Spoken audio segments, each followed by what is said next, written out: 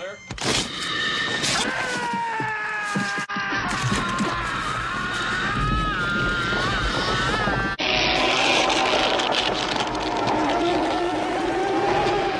Hello दोस्तों, आप सभी का स्वागत है मेरे channel movies A to Z explained में। आज हम एक्सप्लेन करने वाले हैं 1982 में रिलीज हुई एक American science fiction horror film the thing को। इस फिल्म की IMDb रेटिंग है 8.2। फिल्म के मेन लीड में है कर्ट रसेल। इस फिल्म को डायरेक्ट किया है लेजेंडरी डायरेक्टर जॉन कारपेंटर ने। इस फिल्म का पहला पार्ट 2011 में रिलीज हुई सेम नाम की मूवी द थिंग है। द थिंग पार्ट 1 का एक्सप्लेनेशन भी मेरे चैनल पर अवेलेबल है। आई सजेस्ट कि इस मूवी को देखने से पहले इसका पहला पार्ट का एक्सप्लेनेशन जरूर देख लें, वरना ये मूवी ज़्यादा समझ में नहीं आएगी। तो चलिए मूवी स्टार्ट करते हैं।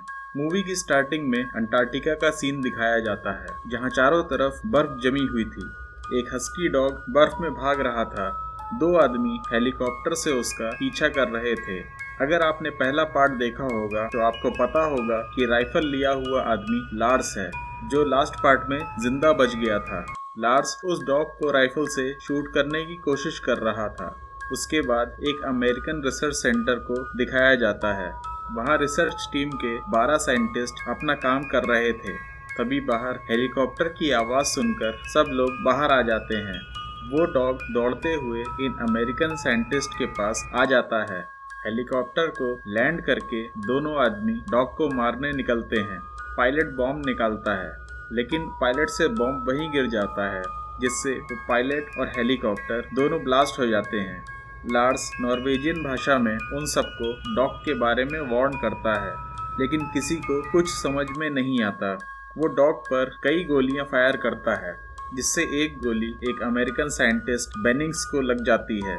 तभी कैबिन के अंदर से टीम का लीडर गैरी लार्स को शूट कर देता है, जिससे लार्स मर जाता है।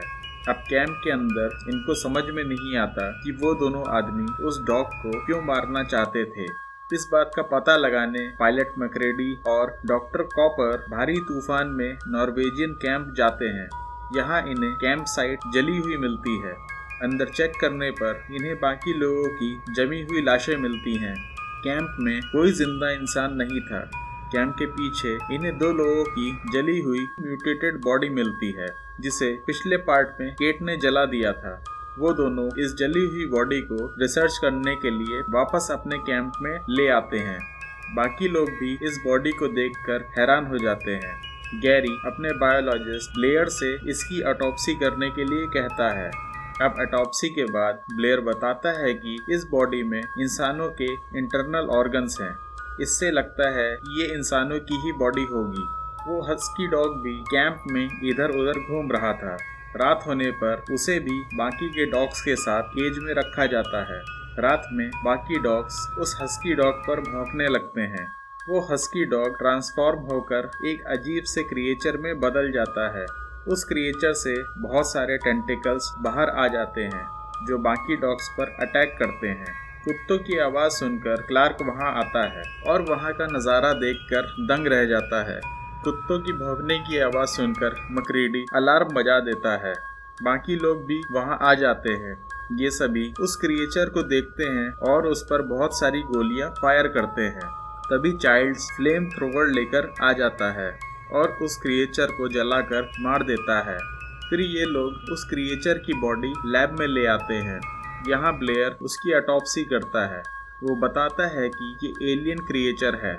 ये जिसके ऊपर भी अटैक करता है उसकी बॉडी को एब्जॉर्ब कर लेता है और अपने सेल्स को उसकी बॉडी में मल्टीप्लाई करता है, जिससे ये उसकी बॉडी की नकल बना लेता है।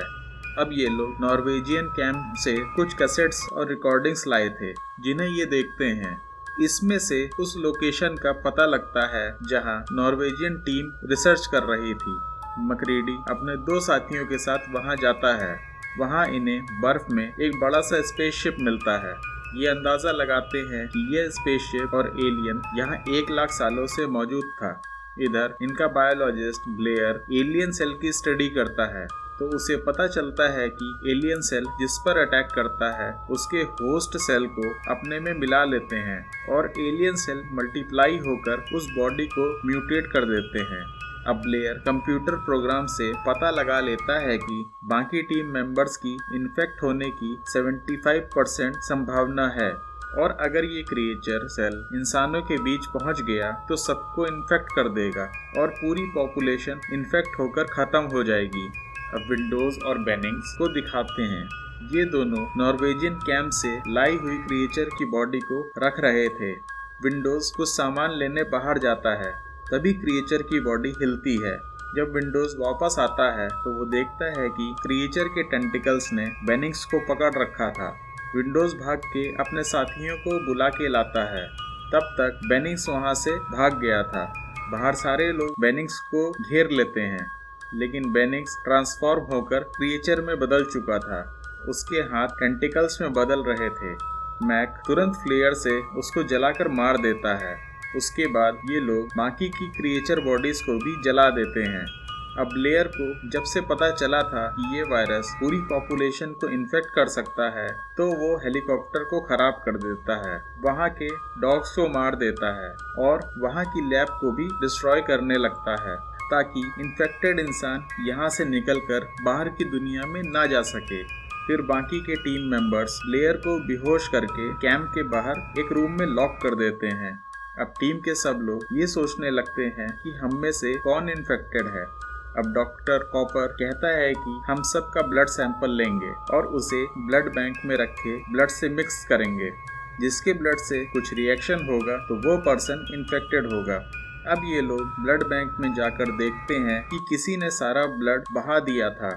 अब टेस्ट करने के लिए ब्लड नहीं बचा था, क्योंकि वहाँ की चाबी केवल डॉक्टर कॉपर और गैरी के पास थी। इसलिए सब इन दोनों पर शक करते हैं और क्लार्क भी उस डॉग के साथ काफी समय तक था, इसलिए उस पर भी शक होता है। इसलिए बाकी लोग इन तीनों को रस्सी से चेयर पर बांध देते हैं। अब ब्लेयर के असिस्टेंट फ्यूक्स को दिखाते हैं। वो कुछ स्टडी कर रहा था, तभी उसके कमरे में अंधेरा हो जाता है। वो देखने बाहर जाता है। इसके बाद केबिन के अंदर का सीन दिखाते हैं। यहाँ सब लोग फ्यूक्स को ढूंढ रहे थे। अब मैक, विंडोज और नॉल्स उसे ढूंढने बाहर जाते हैं। वहाँ इन्हें फ्यूक्स की जली हुई बॉडी मिलती है। इन्हें लगता है कि शायद उसने इन्फेक्ट होने से बचने के लिए खुद को जला लिया होगा। तभी मैक कहता है कि उसके केबिन की लाइट जल रही है, जिसे कल उसने बंद किया था। वो नॉल्स के साथ वहां जाता है और विंडोज को वापस केबिन में भेज देता है। बहुत देर तक ये दोनों वापस नहीं आते। फिर नॉल्स केबिन में आता है। वो कहता है कि मैक शायद इन्फेक्टेड है, मुझे उसके फटे हुए कपड़े मिले। फिर ये सब लोग केबिन के सारे रास्ते बंद कर देते हैं, लेकिन मैक इसी तरह केबिन के अंदर आ जाता है। वो एक डायनामाइट जलाकर सबको धमकी देता है कि अगर किसी ने उसके साथ कुछ करने की कोशिश की तो वो इस जगह को ब्लास्ट कर देगा। तभी इनका एक साथी नॉरिस बेहोश होकर गिर जाता है। उसकी हार्ट बीट बंद हो जाती है। अब डॉक्टर कॉपर उसे शॉक देने लगते हैं। शॉक देते हुए नॉरिस की छाती फट जाती है, जिससे कॉपर के हाथ उसकी बॉडी के अंदर चले जाते हैं और उसके दोनों हाथ पेट में निकले हुए दांतों से कट जाते हैं। फिर नॉरिस की बॉडी से बहुत बड़ा एलियन क्रिएचर बाहर निकलता है। मैक तुरंत उसे फ्लेम थ्रोअर से जला देता है। नॉरिस का सर उसकी बॉडी से अलग हो जाता है, जिसमें से कई सारे पैर निकलते हैं। वो सर वहां से भागने की कोशिश करता है। मैक उसे भी जला देता है। अब मैक एक आइडिया देता है। वो कहता है कि हर किसी का ब्लड सैंपल लिया जाएगा, फिर उसको जलाया जाएगा। जो इन्फेक्टेड नहीं होगा उसके ब्लड में कुछ नहीं होगा, लेकिन इन्फेक्टेड ब्लड में क्रिएचर के सेल्स खुद को बचाने की कोशिश करेंगे। उससे इन्फेक्टेड पर्सन का पता लगाया जा सकता है। अब मैक सबका ब्लड देकर उसमें बारी बारी से वायर गर्म करके डालता है। मैक और विंडोज के ब्लड में कुछ नहीं होता, लेकिन जब पामर के ब्लड में गर्म वायर लगता है तो उसका ब्लड प्लेट से उछल जाता है और जमीन में गिर जाता है, यानी पामर ही इन्फेक्टेड था। अब पामर की बॉडी से एक अजीब क्रिएचर बाहर निकलता है। वो सामने खड़े विंडोज पर अटैक कर देता है और उसे भी इन्फेक्ट कर देता है। मैक फ्लेम थ्रोअर से क्रिएचर को जला देता है और उसके बाद इन्फेक्ट हो चुकी विंडोज की बॉडी को भी जला देता है। इसके बाद नॉल्स, चाइल्ड्स और गैरी का ब्लड भी नॉर्मल निकलता है। मैक, नॉल्स और गैरी ब्लेयर का ब्लड टेस्ट करने निकल जाते हैं। और चाइल्ड्स को वहीं बेस कैंप में रुकने को कहते हैं। अब इन्हें केबिन में ब्लेयर नहीं मिलता। वहां देखने पर इन्हें एक सुरंग मिलती है जिसे ब्लेयर ने बनाया था।